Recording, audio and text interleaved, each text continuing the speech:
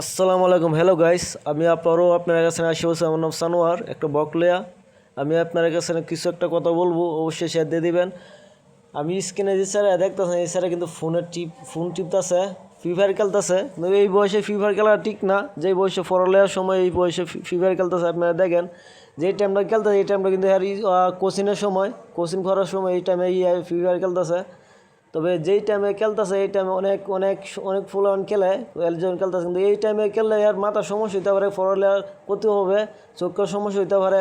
অবশ্যই আপনারা মা বোনেরা যারা আছেন, যেন থেকে দেখতেছেন, আপনার ছেলে মেয়ে আছে, অবশ্যই না করে দেবেন ফ্রি ফায়ার গেমটা না খেলার লাগে। এক সময় আমি খেলতাম, আমার সমস্যা হইতো, চোখের সমস্যা হইতো, সব কিছু সমস্যা হইতো। রান্না ফ্যামিলির কাছে কথা কইতাম, রান্নার আগে হইতাম কিছু কইলে এটা দেখালাইতাম। অবশ্যই আপনার মা বোনেরা যেন থেকে এই ভিডিওটা দেখবেন, অবশ্যই সতর্ক হয়ে থাকবেন। আপনারা ফুলা মানে কেন ফ্রি ফায়ার যেবার না খেলায়, কিন্তু ফোন কিনতে দেন সমস্যা না, অন্য কাজ করুক, কিন্তু ফ্রি ফায়ারটা যেবার না খেলক।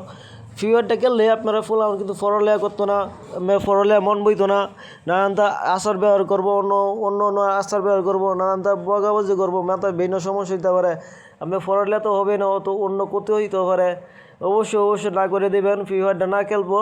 তবে গাইস, আমি যে ভিডিও ব্লগটা করলাম, এই ব্লগটা কিন্তু আপনার জন্যই, ফুলামানের জন্য, আপনারা ভালোর জন্য আমি করলাম। তবে আমার এই ব্লগটা আপনারা সবাই শেয়ার করে দিবেন। তবে আমিও এক সময় খেলতাম ফ্রি ফায়ারটা, আমার খেলার জন্য আমার ফ্যামিলির বিশাল চাপ হতো, অনেক অনেক মাথা ব্যথা হতো। অবশ্যই আপনারা সেটা শেয়ার করে দেবেন।